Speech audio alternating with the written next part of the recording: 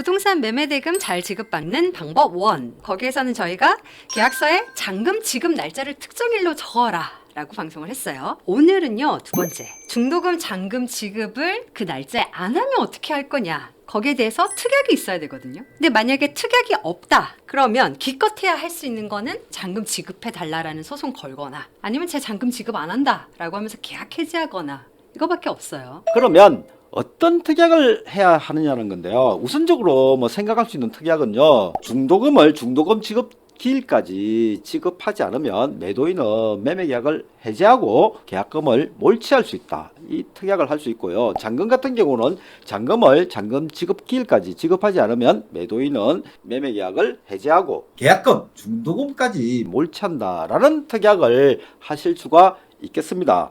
그런데 이제 일반적으로 부동산 매매 계약을 보면요, 전형적으로 나오는 규정이 있습니다. 중도금 지급 전까지는 매수인은 계약금을 포기하고 매도인은 계약금의 100을 상환하고 매매 계약을 해지할 수 있다. 요게 모든 매매 계약서에 다 들어가 있습니다. 그럼 요거면 되는 거 아니냐 이렇게 생각하기 쉬운데요. 그게 아닙니다. 절대 그렇지 않습니다. 중도금 지급 전까지는 매수인은 계약금 포기하고 매도인은 계약금 100을 상환하고 매매계약을 해지할 수 있다. 이 약정은요, 해지하고 싶은 사람이 자기가 계약금을 포기하든지 계약금 100을 상환해야 된다는 거고요. 지금 우리가 지금 설명하고 있는 이 경우는요, 매수인이 중도금을 안 주고 잔금을 안 주고 있으니까 책임자가 누굽니까? 상대방, 매수인이거든요. 근데 이제 매도인이 이제 자기가 상대방의 책임을 문제 삼으면서 해지하려는 거거든요.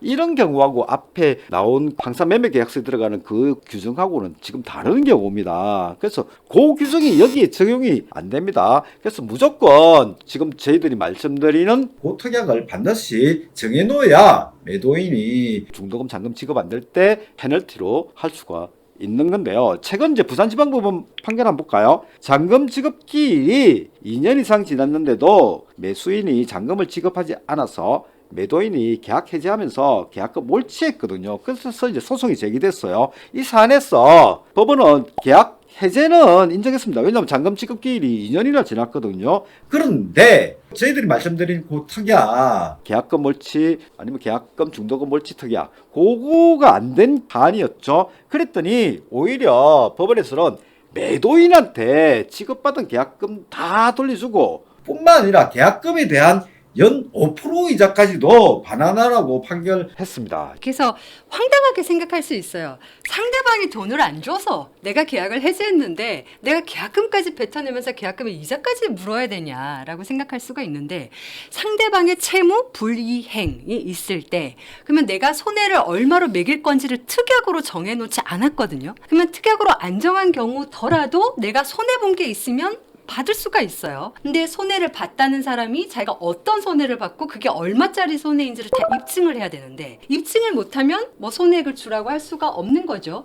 그래서 일반적으로 계약을 해제한다라는 거는 처음으로 돌아가는 거예요. 그래서 원상회복을 해줘야 됩니다. 돈 받은 게 있는 사람은 뱉어내는 게 원상회복이에요. 그래서 계약금 받은 거를 돌려주라 라고 이제 판결이 나는 거죠. 그리고 이제 금액 같은 경우에는 돈을 줘야 될 때 민법상 당연히 이자까지 붙여서 주도록 되어 있거든요. 그러니까 매수인은 그 뭐 입증할 필요도 없이 민법이 나와 있으니까 이자까지 달라고 할 수 있는 거고, 반면에 매도인은 손해를 갖다 입증해야 되는데 이거 입증할 수가 없거든요. 근데 저희들이 전에 매수인 입장에서는 중도금 몰취 특약 절대 하면 안 된다 이렇게 방송한 적이 있습니다. 왜냐하면 매매대금 첨부를 갖다 현금으로 가지고 계시면 모르지만 대부분 이제 뭐 가지고 있는 부동산 팔거나 아니면 대출 받아서 잔금 치르지 않습니까? 근데 계획대로 부동산 안 팔리고 대출 안 나올 수도 있지 않습니까? 그래서 저희들이 좀 더 생각했는데요. 매도인, 매수인 모두의 입장을 고려한 공평한 그 특약은 어떻게 되느냐? 잔금 같은 경우 잔금 지급기일에 지급되지 않으면 계약금의 2배 정도 금액을 몰취하고 매매계약 해지하는 게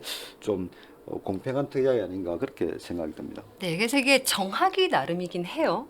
근데 정하기 나름인데 그게 너무 과다하면 법원이 감액해 줄 수가 있습니다. 네가 이거를 안 지키면 얼마를 줘야 돼 라고 미리 정하는 거를 법에서는 손해배상액의 예정이라고 하거든요. 그러면 뭐 내가 손해가 얼마고 손해가 발생했니 많이 뭐 이런 걸 입증할 필요도 없이 상대방이 불이행한 사실만 있으면 그걸 달라고 할 수가 있는데 다만 그 금액이 너무 과하면 깎아줄 수 있어요. 누가?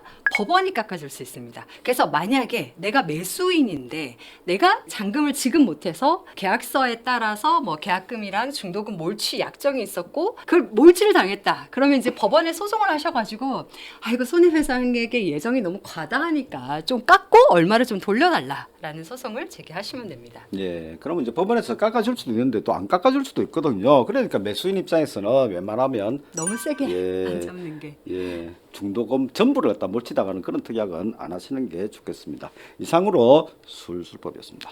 술술 감사합니다.